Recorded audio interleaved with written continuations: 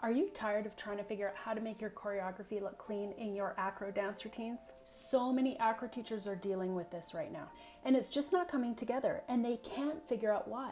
Especially because it does come together in their other genres of dance. You spend so much time teaching your tricks in class, and the worst part is you know it's still gonna look like that once it's on stage in time for competition.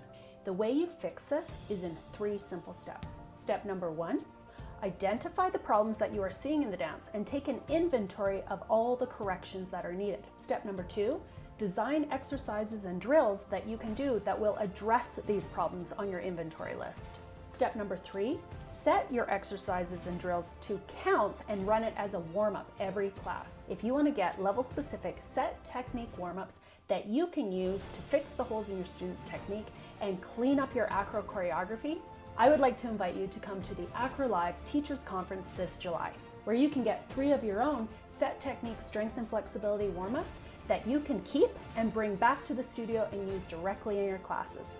Click on the link to register, and I'll see you this July.